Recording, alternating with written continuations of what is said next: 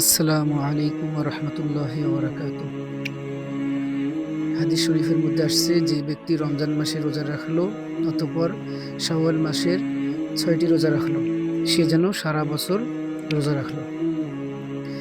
তো বর্তমান শাওয়াল মাস চলতেছে, রমজান মাস অতিবাহিত হয়ে গেছে। এখন এই শাওয়াল মাসে প্রথম দিন ঈদ উল ফিতরের দিন রোজা রাখা হারাম।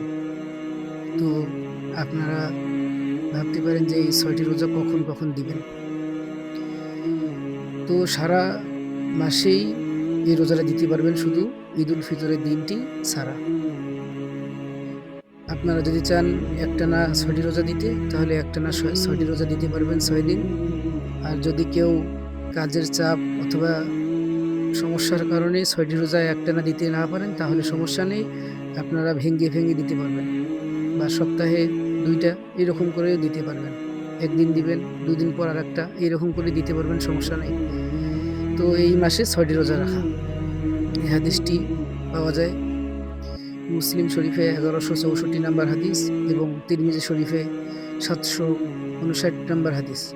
আবু দাউদ শরীফে ২৪৩৩ নম্বর হাদিসে এটা পাওয়া যায়, যে ব্যক্তি রমজান মাসে রোজা রাখলো অতঃপর শাওয়াল মাসে ৬টি রোজা রাখলো, সে যেন সারা বছর রোজা রাখলো।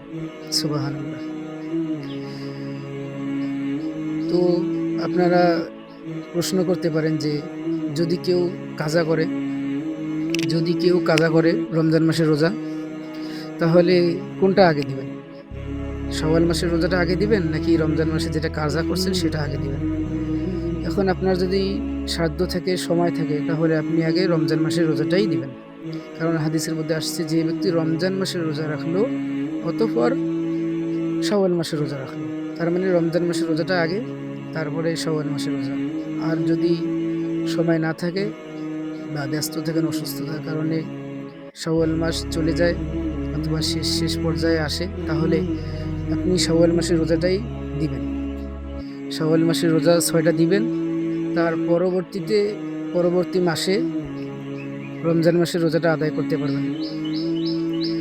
তো এই যে শাওয়াল মাসের রোজাটা অনেক ফজিলতপূর্ণ। যে ব্যক্তি শাওয়াল মাসে ৬টা রোজা দিবে, রমজান মাসের রোজা রাখার পর যদি 6টা রোজা দেয়, তাহলে সারা বছর রোজা রাখার সব। কারণ ইসলামে কোনো নেক আমল করলে তা 10 গুণ বৃদ্ধি করা হয়।